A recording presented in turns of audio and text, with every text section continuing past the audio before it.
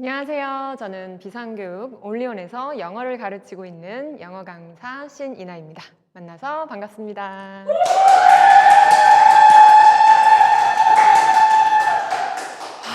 네, 지금 저를 보고 계시는 분들은 아마 초중등 자녀를 두신 학부모님들이 아닐까 생각이 되는데요. 저 또한 초등학생 딸 아이를 한 명 키우고 있습니다. 너무 아이가 사랑스럽고 너무 힘들어요. 네.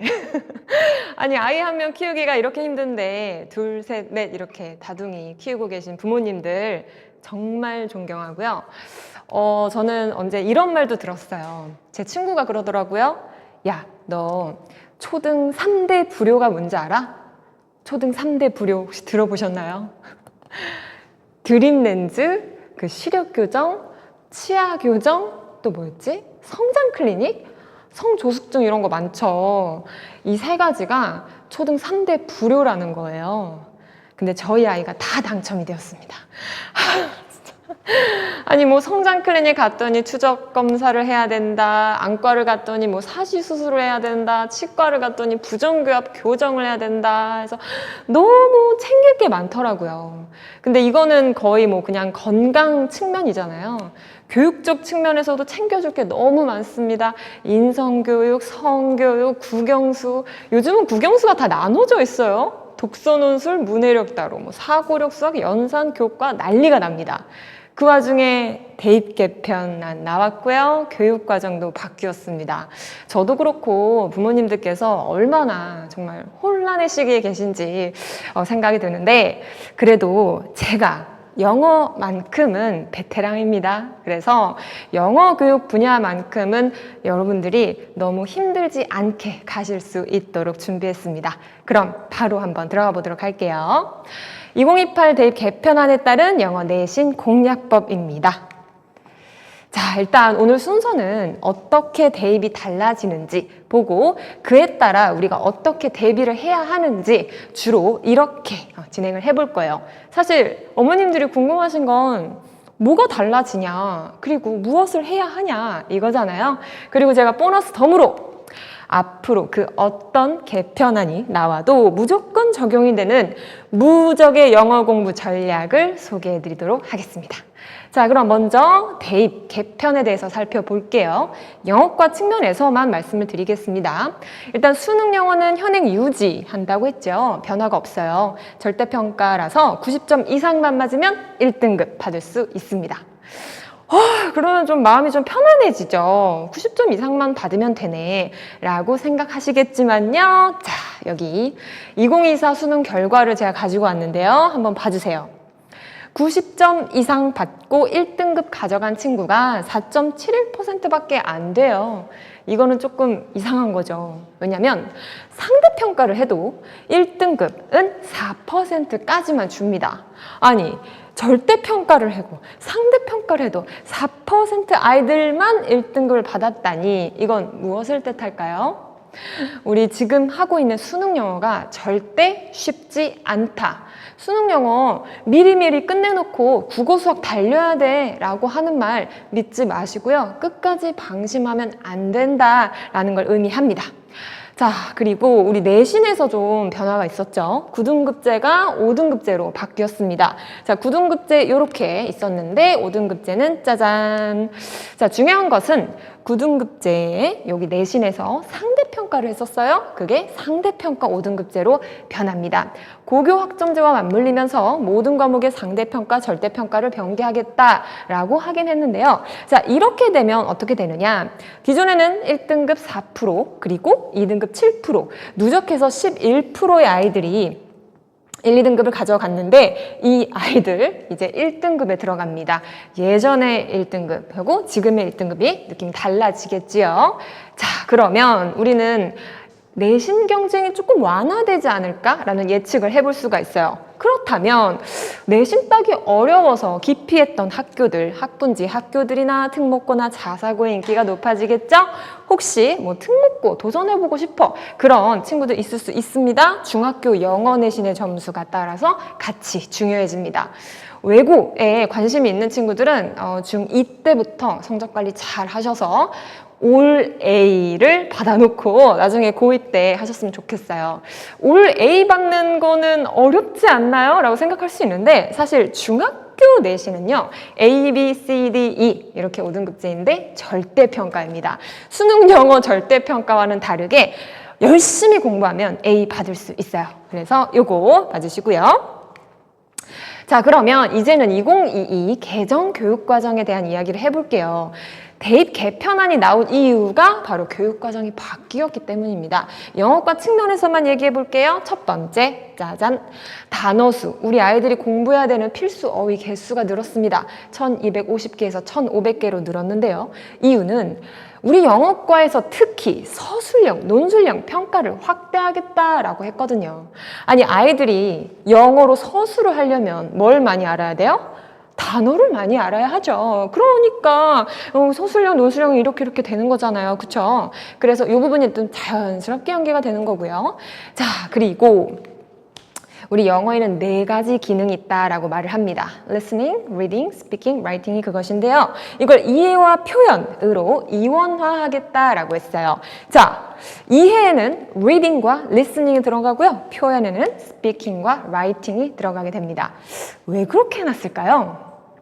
저는 이 다변하는 사회를 반영했다고 생각해요. 제가 예시를 한번 드려볼게요. 만약에 제가 원어민하고 영어 채팅을 해요. 그러면 저는 말하기를 하는 걸까요? 쓰기를 하는 걸까요? 문장을 쓰고 있으니까 라이팅인가? 대화를 하고 있는 거를 스피킹인가? 애매모호하죠. 그쵸? 이런 식으로 이 영어 4가지 기능의 구분선이 애매모호해진 시대라서 이것을 반영해서 이해, reception, 표현, production으로 이원화 시킨 거고요. 여기에 추가되는 것들이 있습니다. 바로 viewing, 보기와 presentation, 제시하기입니다. 자, viewing, 저는 이거 보고 우리 교육부 진짜 열일한다 라고 생각을 했어요. 역시 마찬가지로 미래 사회에 대응하는 미래형 인재를 우리가 만들어야 하잖아요. 지금 사회는 정보를 어떻게 얻고 있죠? 옛날에는 종이신문 보고 책 보고 그랬으나 지금은 온라인 디지털화 되어 있습니다. SNS에서 콘텐츠 많이 접할 수 있어요. 그렇죠? 그러면 이렇게 상상을 해볼게요. 저희가 우리 아이가 만약에 영어로 되어 있는 무슨 쇼츠, 릴스 이런 이렇게 숏폼 영상들 있죠. 그거를 보고 있다. 상상을 해보면 원어민이 막 말도 해주고요. 막 글씨도 나옵니다. 사운드, 이미지 다 있어요. 그럼 이렇게 다양한 형태로 나오는 이 정보를 받아들이고 있는 우리 아이는 리딩을 하는 걸까요? 리스닝을 하는 걸까요? 뷰잉을 하는 겁니다. 네, 그래서 이 뷰잉이 이해의 영역에 포함이 이렇게 되고요. 그리고 또 추가되는 개념이 바로 presentation, 제시하기인데요. 이제는 더 이상 정보를 누가 빨리 찾느냐 게임이 아니에요. 정보를 찾아서 나만의 창의적인 아이디어로 제시를 해야 됩니다. 그래서 제시하기 개념이 표현으로 들어가게 되지요. 이런 점들이 영어과에서는 바뀌게 된 것이고 앞으로 새롭게 만나게 될 교과서에 다 녹아져 있을 겁니다. 평가도 될 거예요. 제가 감히 예언을 좀 해보건데 옛날에 UCC 만들기 이런 거 평가했잖아요. 영어로 숏폼 영상 만들기 이런 거 나오지 않을까 이거 좀 생각이 되기도 해요. 자, 그럼 우리가 이걸 어떻게 대비할 것이냐. 지금부터는 철저하게 내신 위주로 말씀을 드릴게요. 내신은 무엇으로 되어 있죠? 맞습니다. 잘하셨어요. 우리 수행평가와 지필평가 이렇게 2가지로 나뉘어져 있는데요. 수행평가에서는 듣기평가, 말하기평가, 쓰기평가 같은 것들이 평가가 되고 포트폴리오 같은 것도 있어요. 자, 지필에서는 중간고사와 기말고사가 있는데 이게 학교마다 다릅니다. 그래서 여러분들은 이제 학교 알림이라는 사이트에 들어가셔서 내 아이가 다니는 학교명을 검색해 보세요. 과별로, 과목별로 평가 계획서를 보실 수 있습니다. 제가 나온 모교인 목동중학교 거를 가지고 와봤거든요. 한번 보시겠어요?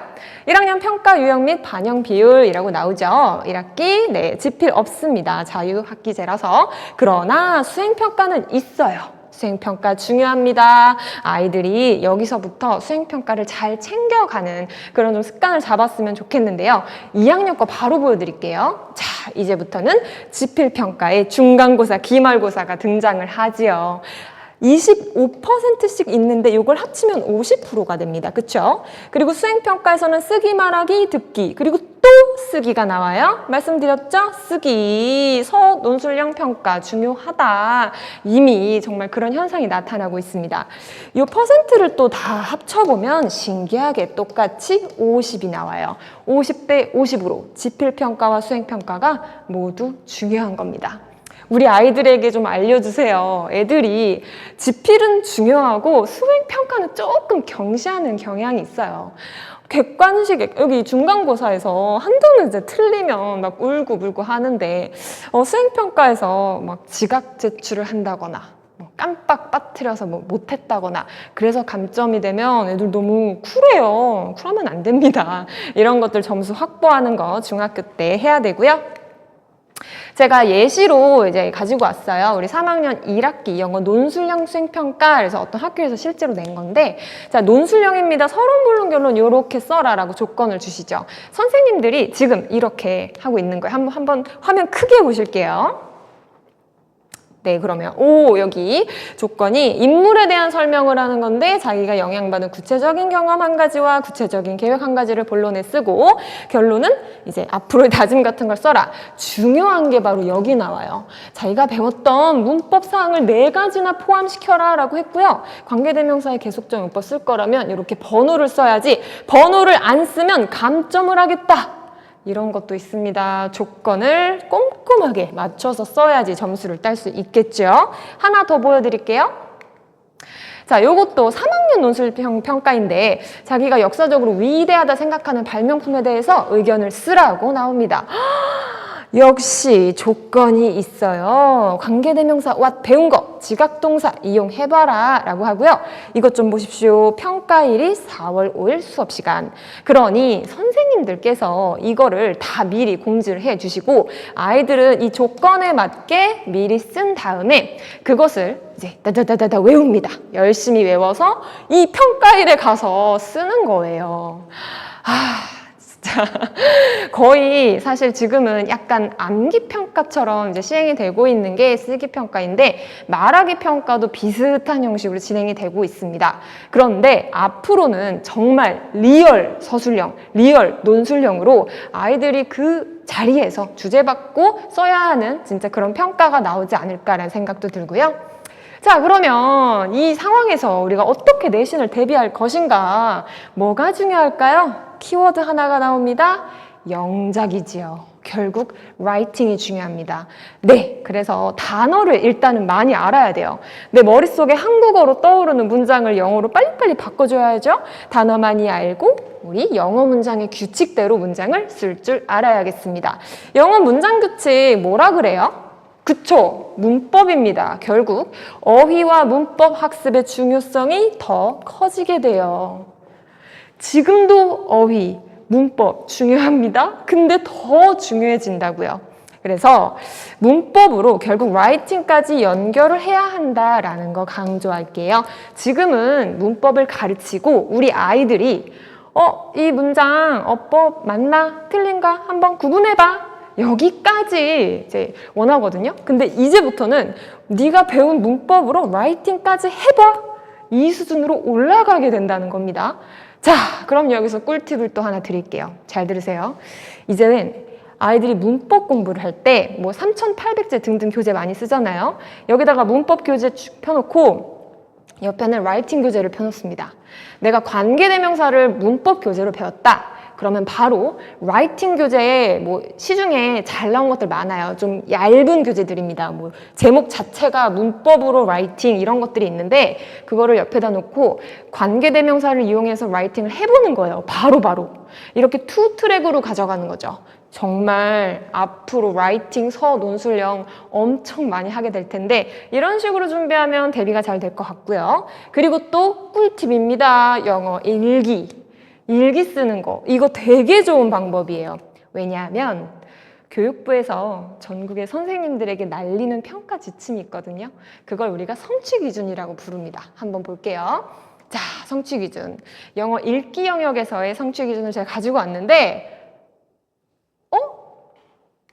다 똑같은 말로 시작을 합니다. 일상생활이나 친숙한 일반적 주제에 어쩌고저쩌고, 그쵸? 다 다른 문장인데 똑같은 어구가 들어가 있어요. 결국은 일상생활에서 너가 친숙한 주제에 대해서 표현하고 이해할 줄 알아야 돼. 이게 영어 교육 과정의 목표입니다. 그러니 일기를 쓰면 어때요? 애들이 먼 나라 이웃 나라 얘기 쓰지 않죠. 내 생활에 관한 이야기를 쓰잖아요. 그래서 영어 일기로 우리 아이들 라이팅 실력 챙겨주는 거 너무 좋은 방법입니다. 자, 그럼 마지막.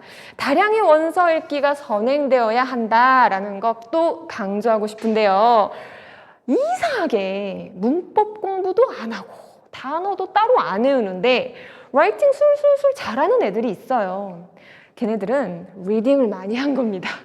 어렸을 때 인풋 많이 한 겁니다. 그래서 원서 읽기가 많이 선행이 되면 어떻게 되느냐? 이 아이들의 머릿속에 올바른 영어 문장의 데이터가 많아져요. 자, 영어 문장은 두 가지로 나뉩니다. 올바른 영어 문장 그리고 틀린 영어 문장. 이걸 우리가 비문이라고 할게요. 애들이 비문을 많이 못 보고 올바른 문장을 많이 보았기 때문에 문장을 쓸 때에도 에러를 잘 만들지 않아요. 자, 그러면 우리 어떻게 해야 돼요? 리딩 먼저 많이 시켜야겠구나 라는 생각이 드시지요? 자, 그래서 지금까지 키워드 하나 나왔습니다. 영작이었고 다음 키워드는 바로 우리 학교. 자, 내신은요 결국에 학교 선생님들이 출제자예요. 이거를 놓치시면 안 됩니다. 물론 내신 대비 잘해주는 학원을 찾는다거나 인강을 찾는다거나 다 좋습니다. 그런데 그건 보완의 방법이 되어야 하고 학교 선생님이 출제자이기 때문에 학교 선생님이 학교 수업 시간에 말씀하시는 것들이 다 시험에 나오는 거예요. 자, 그렇다면 또 꿀팁이에요. 시험 기간 전 수업 시간에 우리가 특히 집중하자. 요 얘기해 드릴게요. 시험 기간 전에 어떤 일이 벌어지나요? 선생님들이 교무실에서 출제를 합니다.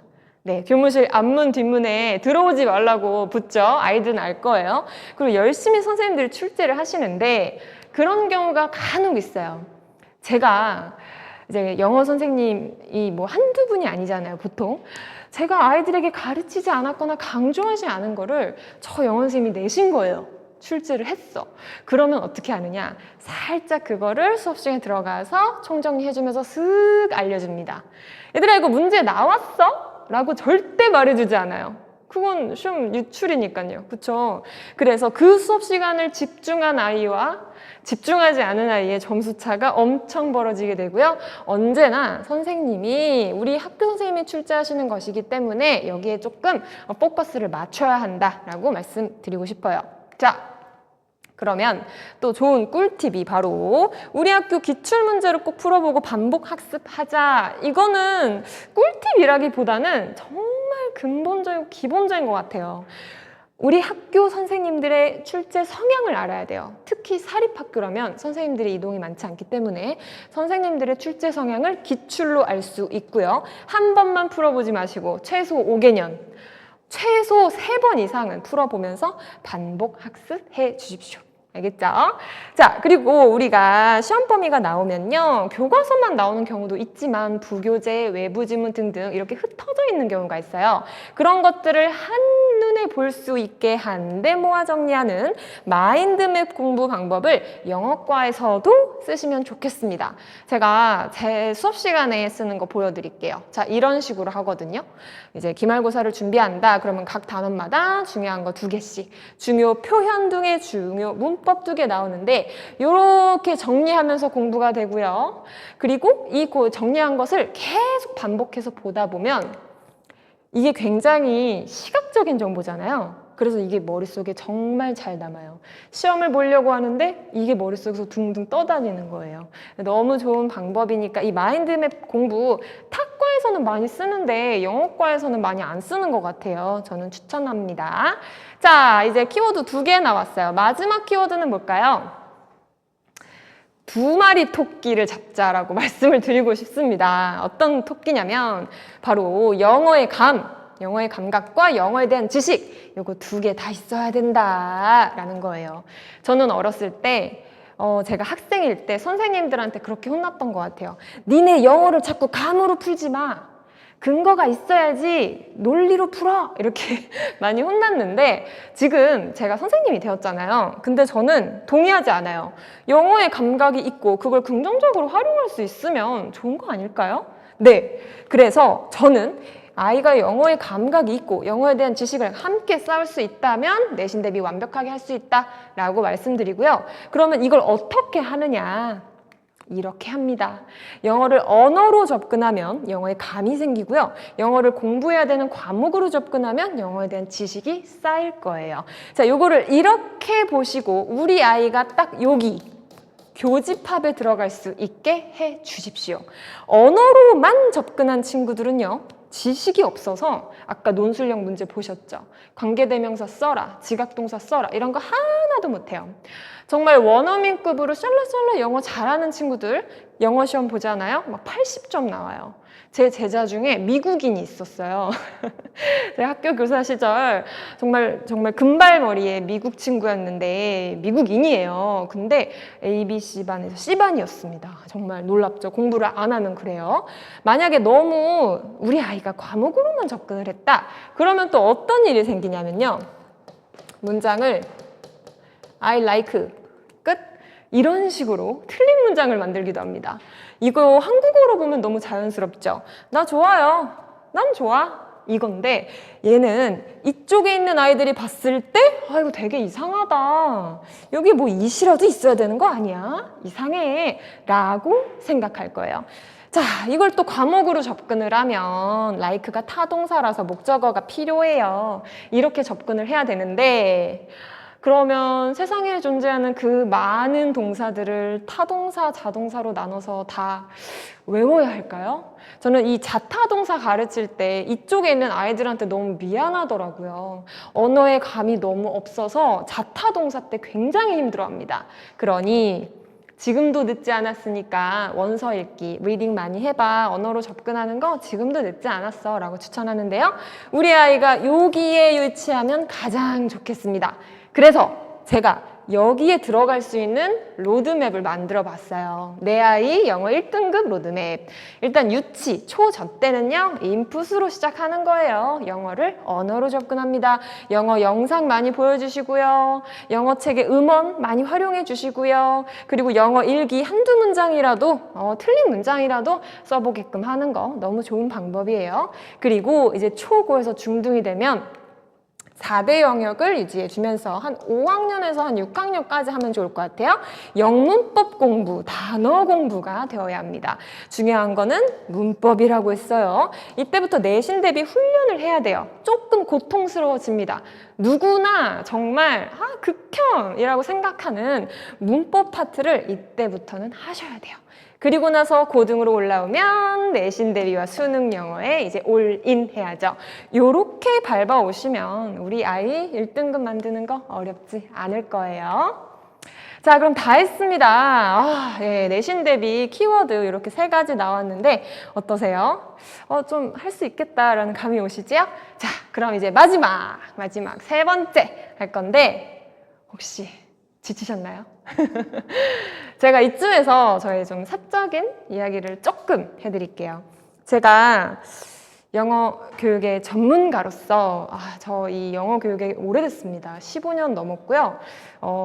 영어 교육을 전공하고 학교 교사로 시작을 해가지고 EBS에서 쭉 교육방송 그리고 지금 온라인 강의까지 이렇게 오고 있는데 이렇게 한 분야에 오래 있다 보니까 경험과 노하우가 굉장히 많이 쌓였어요.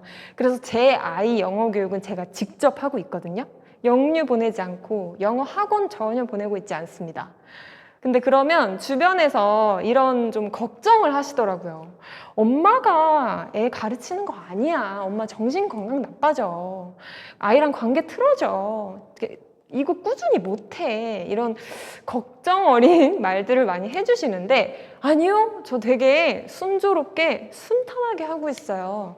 그 비밀을 좀 말씀드릴까 합니다. 이거는 언제나 정말 어떤 시험이나 적용이 될 수 있는 원리인데 제가 아이를 데리고 되게 유명한 영어학원 레벨 테스트까지 한번 가봤거든요.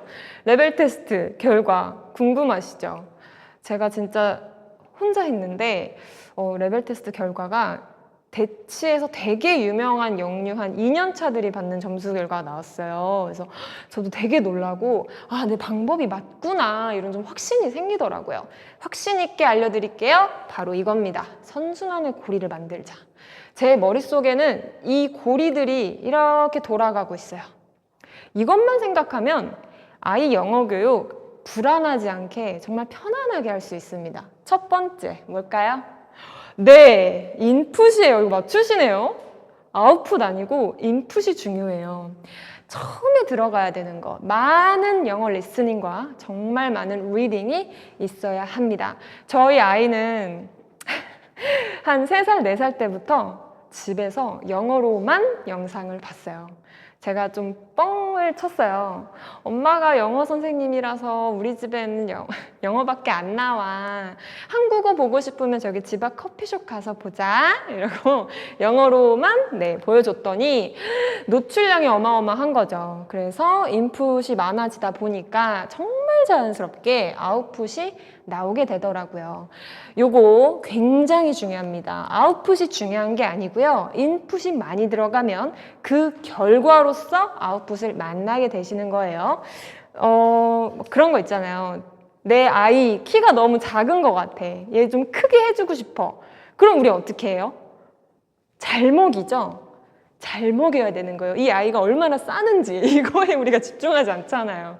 그렇죠? 그래서 이렇게 원인과 결과다라고 생각을 하셔야 하고 이 아웃풋은 또 2가지로 나뉩니다. 맞는 아웃풋, 틀린 아웃풋. 네, 에러가 있는 아웃풋들이 있어요. 너무 당연해요. 이거는 어떻게 해주냐? correction, 교정을 해주면 돼요. 그러면 그 틀린 아웃풋이 다시 맞는 인풋으로 아이에게 들어갑니다. 그러면 이 고리가 돌고 돌아서 선순환을 이루는 거예요. 제 머릿속에는 이것밖에 없어요. 이렇게만 해주면 아이와의 영어 교육 편안하게 또 성취도 있게 할 수 있습니다. 자, 그러면 이제 진짜 마지막으로 이제는 영어뿐 아니라 범교과적으로 활용할 수 있는 전략을 알려드릴게요. 뭘까요? 비상교육에서 많이 하는 말인데. 맞아요. 메타인지 전략입니다. 너무 유명해졌죠. 근데 사실 이 메타인지는 어느 날 갑자기 뿅 생긴 말은 아니고요. 영어 교육론에도 나오고 교육학에서도 있었던 교육 용어예요. 자, 영어 교육론에서 얘기했던 거 제가 정의를 가지고 와봤는데요. 메타 커그니티브 스트래티지다라고 얘기를 했어요. 읽어볼까요? 너무 많나요? 빠르게 해볼게요. Strategies that involve planning for learning, thinking about the learning process is taking place, monitoring of one's production or comprehension, and evaluating learning after an activity is completed. 네. 영어로 랩을 해요. 네. 플래닝입니다, 결국. 아이가 학습 과정에 대해서 띵킹을 하게 되고요. 내가 잘했나, 못했나 모니터링을 한다고 하죠. 자기가 내놓은 이 표현과 이해가 맞는 거지 평가하는 것이 바로 메타인지 전략이라는 겁니다. 교육학에서는 원래 초인지, 상위인지라는 개념을 썼어요. 인지에 대한 인지다. 이게 무슨 말이에요? 인지는 머리 써서 공부할 때 이렇게 머리를 막 돌려서 공부하죠? 이게 인지고 이 위에 있는 게 초인지, 상위인지, 메타인지라는 겁니다. 그래서 결국 내가 아는 거, 모르는 거 구분할 줄 아는 게 메타인지라는 거죠. 그러면 여기서 퀴즈. 자, 이제부터는 퀴즈 타임이에요. 이거 맞춰주세요. 인지랑 메타인지가 결국 좀 다르다는 건데 요거 한번 해볼게요. 지금부터 제가 전략을 보여드립니다. 이게 인지 전략인지 메타인지 전략인지 맞춰보십시오. 참고로 저희 남편 2개나 틀렸습니다. 자, 첫 번째, 어떻게 하면 영어를 잘할 수 있는지 인터넷에서 찾아본다. 이거는 메타인지일까요? 인지일까요? 찾아보는 거잖아요. 그쵸? 방법을 찾고 있습니다. 얘는 메타인지 쓰는 거죠.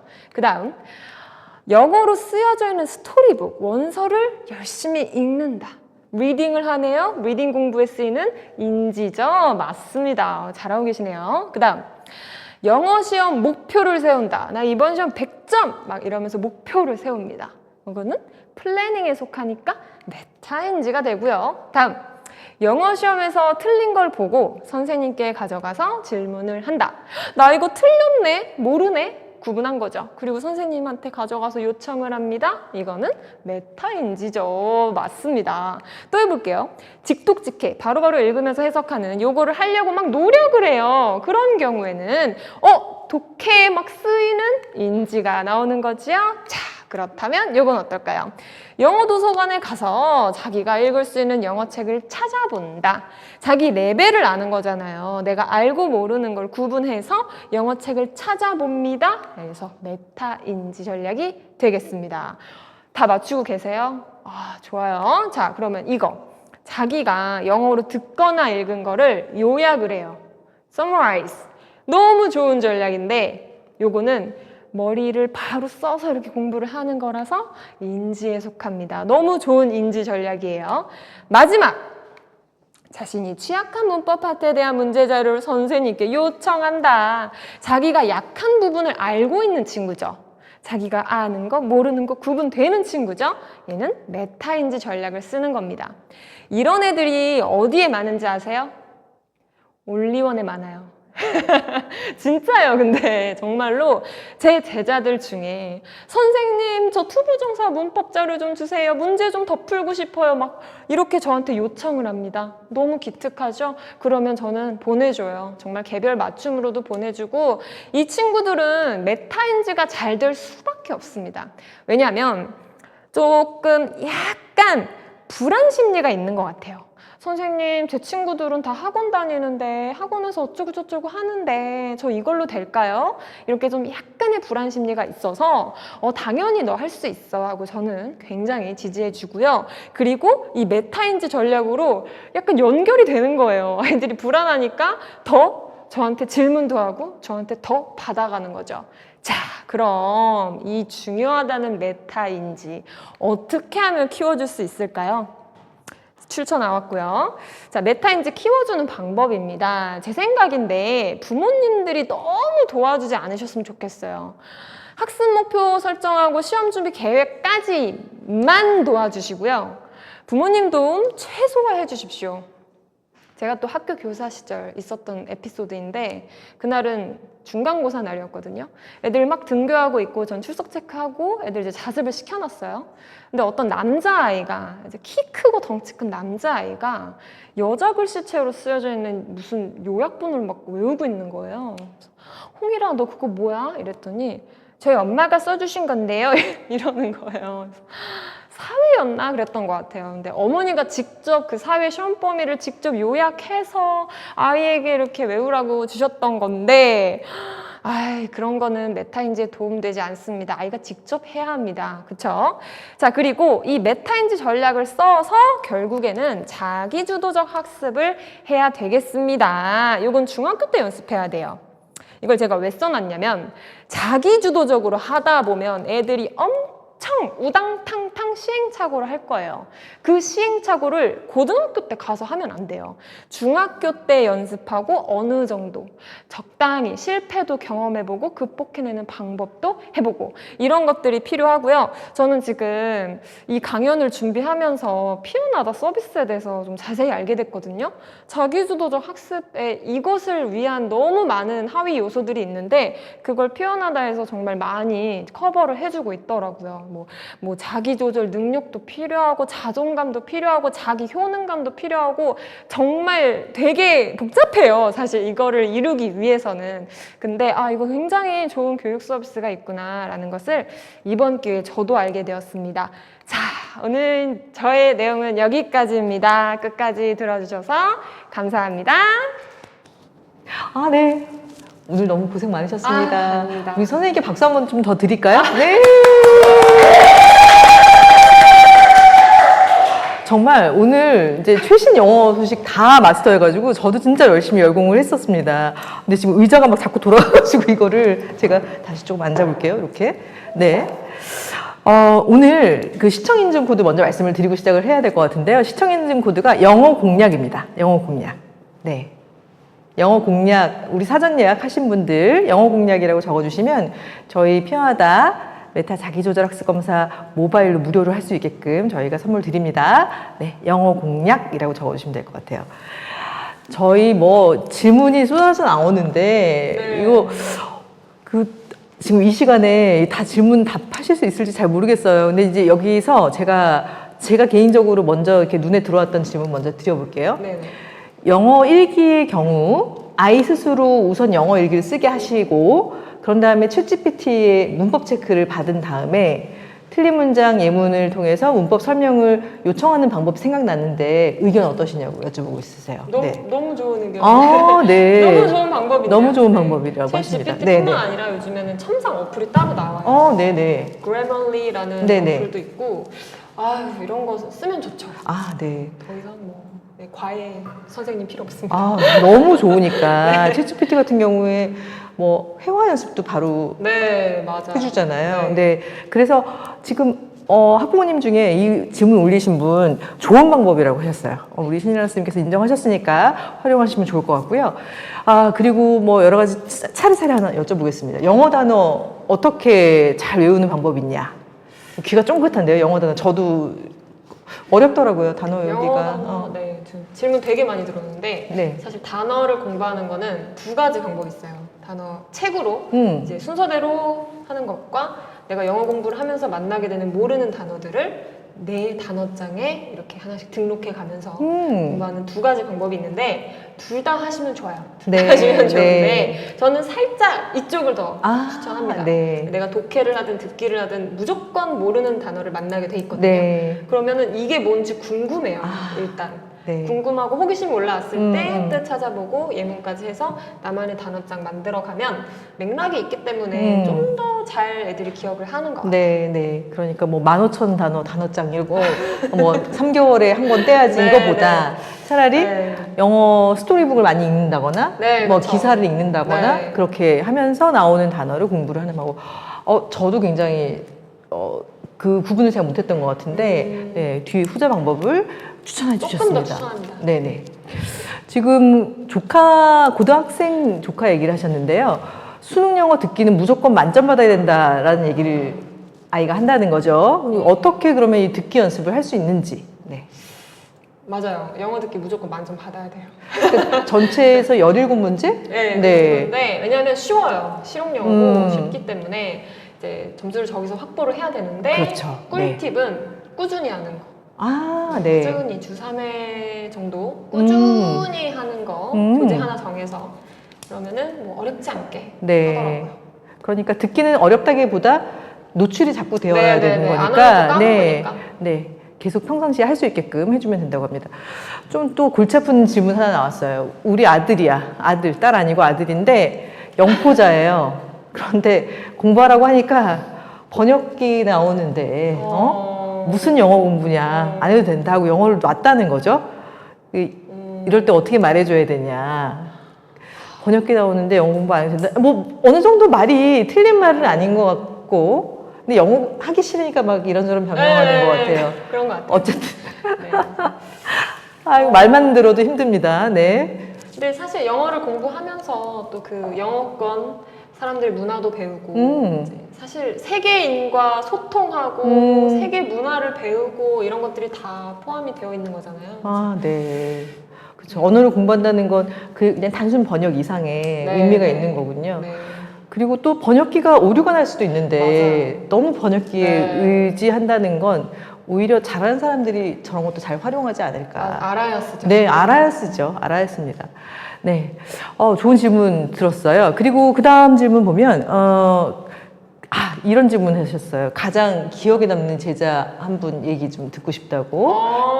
네. 기억에 남는 제자 있다면 어떤 제자냐?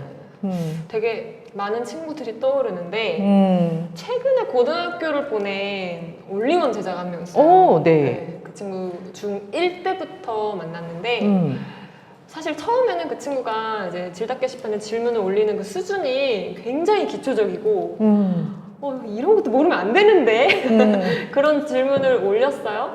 그래서 좀 수준이 그리 높지 않았던 친구인데 그 질문을 정말 하루에도 막 3, 40개씩만 올리고 계속 파고드는 거예요. 그래서 이제 해달라는 건 다 해줬어요. 어떤 뭐 문제 자료 좀 더 주세요. 그러면 더 주고 아이가 요청하는 대로 다 해줬는데 이제 그렇게 혼자 막 공부를 파고 파다 보니까 중3 때는 그냥 시험 보면 무조건 100점 나오더라고요. 오. 근데 저도 신기했어요. 제가 그러니까 강의 플러스 이렇게 소통으로 이런 성장을 만드는 친구는 진짜 이런 사례가 또 나올까 싶을 정도로. 아, 네. 지금 우리가 보통 주로 이제 고민하는 건 공부를 안 하려고 해서 너무 걱정인데 네, 맞아요. 오히려 이 친구는 질문을 너무 많이 해서 기특한 기특하죠. 그런 친구. 아까 말씀하신 메타인지 활동을 많이 한 거라고 봐야 되나요? 맞아요. 메타인지 자기는 몰랐을 거예요. 메타인지를 하는지. 근데 아이가 좀 불안해했어요. 이거를 여기까지 공부해도 될까요? 더 봐야 될까요? 다 올리는 질문이 거의 확인 질문이었는데 아, 네. 저는 그냥 응 맞아. 네가 하는 게 맞아. 이게 답변인 거예요. 근데 그 불안 심리가 그렇게 아이를 공부에 파고들게 좀 네. 만들더라고요. 그러니까 자기가 알고 모르는 것을 정말 다시 한번 확인하려고 네. 하는 관리자 마인드가 굉장히 강했던 맞아요. 그런 친구. 기특하네요. 너무 질문도 기특하죠. 쉽지 않을 텐데. 네, 지금 의대 간다고. 어머! 네, 역시. 될 것 같아요. 역시. 선생님께서 굉장히 큰일 하셨습니다. 네. 그 다음 질문 또 보겠습니다. 선생님 중1아이 레벨 2 선생님 강의 두 번째 듣고 있는데 같이 하면 좋을 다른 강의 뭐 있냐고 지금 물어보셨어요. 제자가 지금 물어보신 것 같거든요. 라이팅 연습이 되는 강의로 추천해 주시면 좋을 것 같다고 선생님 다른 강의. 네. 문과적 레벨 2 듣고 있다면 문제 위주로 하고 있는 건데 영작이 네, 라이팅이 조금 약해서 영작이랑 좀 같이 할 수 있는 게 1316 지금 문법 하고 있거든요. 1316 팬클럽 문법 강의가 영작으로 좀 연결시키려고 하는 강의라서 그거 같이 하면 도움 될 것 같아요. 아, 네.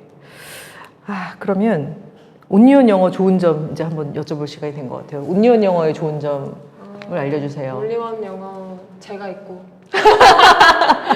저만큼 또 훌륭하신 영어 선생님들 많이 계십니다. 네. 저보다 더 훌륭하신 네. 많이 계시니까.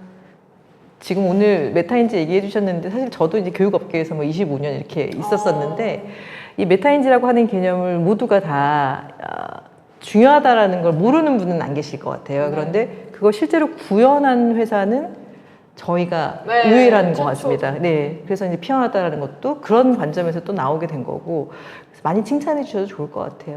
네. 그리고 초등학교 5학년 아이 영어 공부 시작해 보려고 하는데 뭐부터 해야 되는지. 이제 5학년인데 영어를 시작하시는 그런 수준이다라는 거죠. 뭐부터 해야 되냐? 온리온 영어 해야 될 것 같은데.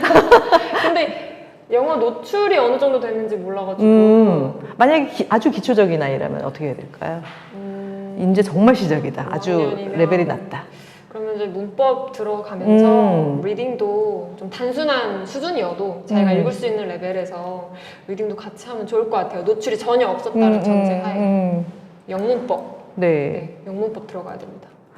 영어 문법을 좀 빨리 챙기셔야 될 것 같습니다. 5학년 아이가 이제 시작한다고 하면 문법과 같이 시작하시는 거 지금 말씀을 해주셨고요. 지금 또 다른 거 좀 볼까요? 아이의 시험 불안을 어떻게 도와줄 수 있을까요? 아까 전에 이제 의대 준비하는 친구가 계속 질문을 통해서 불안을 잠재웠잖아요. 근데 맞아요. 그런 비슷한 케이스일 수 있을 것 같은데요. 시험 불안을 어떻게 도와줘야 되냐? 근데 시험도 저는 좀 아이들이 많이 보면 볼수록 훈련이 되는 것 같아요. 그렇죠. 네. 그렇죠. 네. 시험도 이제 처음에는 많이 긴장하고 볼 수 있는데 그 자체를 또 많이 연습하고 하다 보면은 조금 괜찮지 않을까. 근데 중학교 때 저는 좀 시행착오 겪어보고 고등학교 때 실전을 해야 된다고. 좋은 말씀이세요, 정말. 결국은 중학교 때 완성된다기보다는 그때는 이제 훈련 중인 거니까. 시험 불안. 애들 다 있어요. 근데 시험 불안이 없는 친구는 없을 것 같은데. 오히려 너무 없어도 문제죠. 네. 너무 없어도 문제입니다. 부모님께서 많이 다독여 주시고. 네. 지금 아까 전에 또 나왔던 것 중에 단기 어학연 수 어떻게 생각하시냐고 그렇게 물어보시네요. 초등학교 방학 때 이제 영어 하려고 영어권 갔다 오는 거. 근데 돈이 많이 들죠. 네. 단기 어학연수. 저는 어학 측면에서는 비추천하고 그냥 문화 체험 정도 하는 거다 하면은 괜찮을 것 같아요. 근데 어학은 한두 달로는 안 돼요. 네. 지금 어학연수가 그닥 그렇게 막 추천하고 싶으신 영어에 확 도움된다고 확신할 만한 건 아니다. 제가 어학연수를 해봤는데 음. 그냥 한국에서도 다 할 수 있는 네. 그렇죠. 그냥 리딩, 리스닝 많이 하고 저처럼 음. 이제 약간 뻥을 쳐서 영어 환경을 어떻게든 만들어주고 하면은 애들 다 잘할 수 있어요. 그러니까 이 밟고 있는 땅이 바뀌는 게 중요한 게 아니고 네네네. 들리는 맞아요. 언어가 영어가 많아지는 게 중요한데 아까 챗GPT도 있으니까 네. 한국에서 충분히 만들 수 있다. 챗GPT 때문에 회화 학원 다 망한다고. 네. 그렇죠. 그 정말로 너무 좋은 시절인 것 같아요. 네. 예, 너무 좋은 영상도 많고 영화 보면서 할 수도 있고 하니까 단기 어학연수 경험적으로는 좋은데 굳이 영어를 위해서라면 그렇게 부담 안 가지셔도 될 것 같습니다.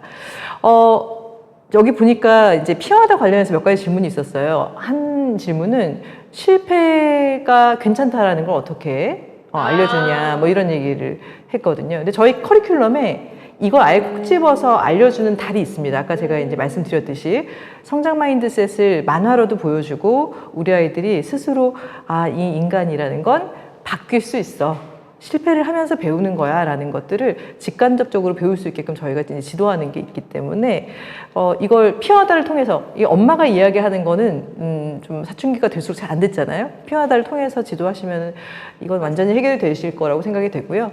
그리고 또 아까 전에 보니까 피어하다 질문이 지금 또 밑에 있었던 것 같은데 아이들 불안 같은 거 어떻게 정리하면 좋겠느냐라는 말씀이 있으셨던 것 같아요. 네. 불안을 너무 안 하는 애를 어떻게 공부를 좀 시키냐 이런 얘기가 있었는데 그게 꼭 나쁜 건 아니지 않나요? 그렇죠. 네. 해맑은 거죠. 아이가 릴렉스한 성격을 갖고 있을 수도 있죠. 네. 그런데 동기부여를 잘 할 수 있게끔 하는 건 우선 이 아이 이해를 먼저 해야 될 것 같아요. 네. 어디에서 승부욕을 터뜨릴 수 네. 있는지를 자기 이해를 먼저 하는 게 중요하고 그리고 저희 아예 동기부여라는 커리큘럼 자체가 있습니다. 그래서 이런 것들도 역시 전문가한테 맡기시면 바로 그 아이별로 개인별로 지도가 될 것 같고요. 네, 듣기는 만점인데 독해가 조금 처져요. 독해가 아까 전에 말씀하신 대로 듣기는 다 일단 쉬우니까 맞고 가야 되고 독해는 좀 어려울 수 있죠. 네. 수능 독해요? 여기서 지금 구체적으로 말씀은 안 하셨는데 듣기보다 독해가 좀 약할 때 독해는 어떻게 좀 준비를 해야 되는지. 독해는 일단 단어가 너무 중요해요. 그렇죠. 영어 단어 모르면 아무것도 못하니까 영어 단어 하고 그리고 문법도 기초적인 문법 같이 공부하면서 이제 독해로 연결시켜줘야 돼요. 아까 문법을 라이팅으로 연결시켜줬듯이 독해로도 연결시켜주는 방법이 있어요. 그래서 구문 독해 이제 그러면서 점점 장문 독해까지 갈 수 있게. 영어는 양측이라는 말이 있어요. 네? 무슨 말일까요? 네, 양이 좀 필요해요. 어느 정도 많은 양을 공부해야. 네. 대학생들이 많이 쓰더라고요. 네. 영어는 양측이야, 후배들아 이러면서 네. 많이 공부해줘야 됩니다. 그러니까 이건 뭐 언어니까 프랙티스 연습량하고 네. 비례한다. 그래서 독해 하려면 단어도 해야 되고 많이 읽어야 되고 들어야 되고 문법도 해야 되고 네. 다 같이 연계되어 있는 것 같아요. 아까 전에 선순환의 예시를 좀 들어달라는 말씀이 있으셨어요. 아까 좀 설명하신 선순환의 예시가 어떤 게 있을 수 있을까요? 라고 이제 말씀을 아까 이제 윗부분에서 있었던 것 같은데. 뭐 예를 들어서 네, 선순환의 구체적인 예시 부탁드립니다. 네. 구체적인 예시 뭐 이제 저희 아이 같은 경우 막 이렇게 영어로 듣고 읽고 하다 보면 스피킹이 나오는데 틀리게 해요.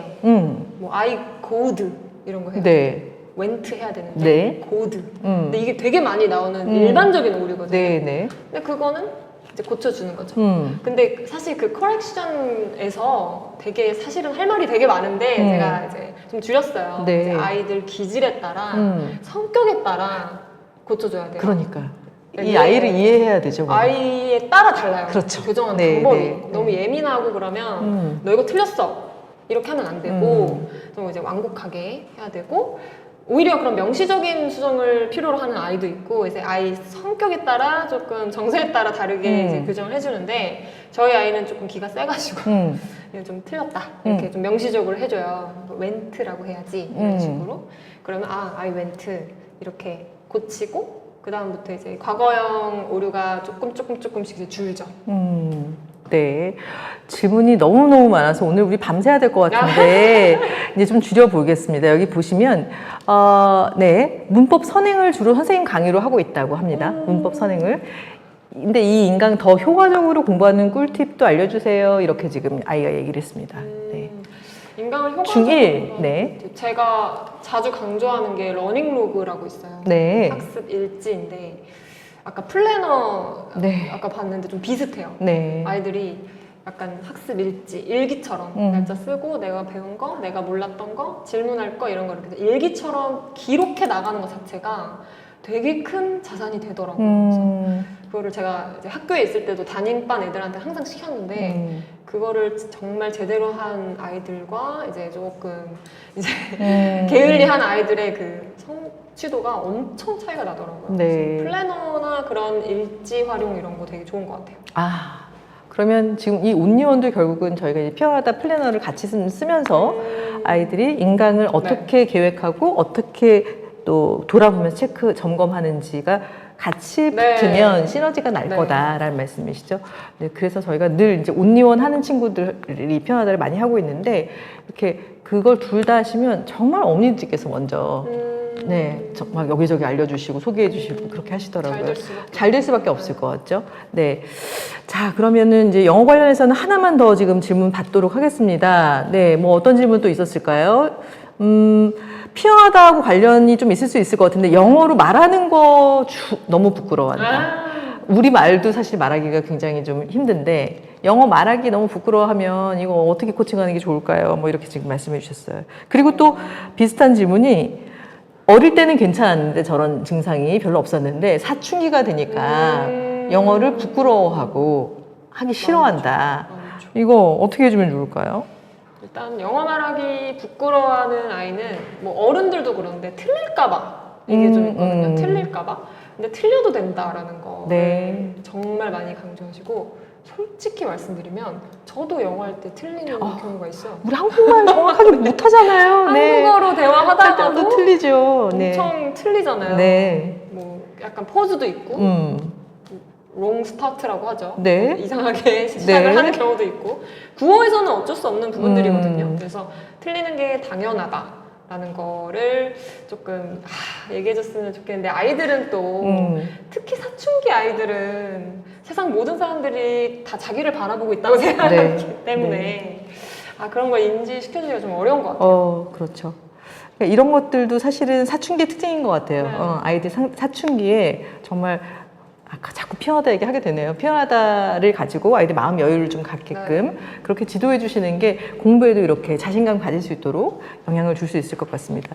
자, 그럼 저희가 이제 그 피어나다 관련해서 전문가 의견을 좀 듣고 싶어서 피어나다에 대해서 저희가 이제 모시면서 설명을 많이 드렸어요. 근데 피어나다 어떻게 생각하시는지 좀 여쭤보고 싶었는데 뭐 사실 이렇게 여쭤보는데 안 좋아요 라고 말씀 못 하시겠죠? 네, 그렇지만 또 영어 선생님 입장에서 보셨을 때 이 피어하다라는 프로그램이 가진 의미가 어떤 건지 학부모님들께 좀 도움이 되실 수 있을 것 같습니다.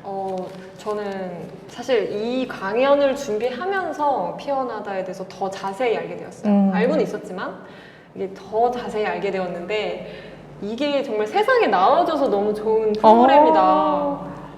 저희 아이를 시키고 싶을 만큼 정말로 진심으로 이게 마음성장 기반 프로그램이라고 하잖아요. 근데 저도 이제 담임을 해봤지만 애들이 또래 관계가 틀어지거나 뭐 가정에서 무슨 일이 있거나 약간 이제 마음이 무너지면 공부를 절대 할 수가 없어요. 맞아요. 네, 그래서 정서적인 게 너무 커서 이런 프로그램이 있다는 게 저는 너무 좋다. 극찬을 들었습니다. 너무 감사합니다. 제 아이 꼭 시키고 싶어요. 환영합니다. 지금 근데 아직 1학년? 지금 1학년. 저희 4학년부터. 기다리겠습니다. 네, 감사합니다. 영광입니다. 들으셨죠? 지금 우리 아이들 이런 프로그램이 없어서 못하는 게 안타까운 일이지 저희 비상교육에서 이렇게 투자해서 어머니들께 이렇게 선물로 내놨으니까 무료 체험도 해보시고 또 상품도 받아가시고 아이들한테 제일 중요한 인생의 선물 꼭 하시기 바랍니다. 오늘은 여기까지 마무리할까 합니다. 너무너무 고생 많으셨고요.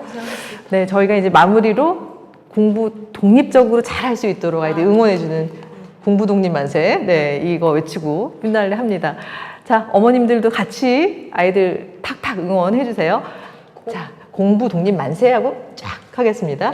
하나, 둘, 셋. 공부 독립 만세!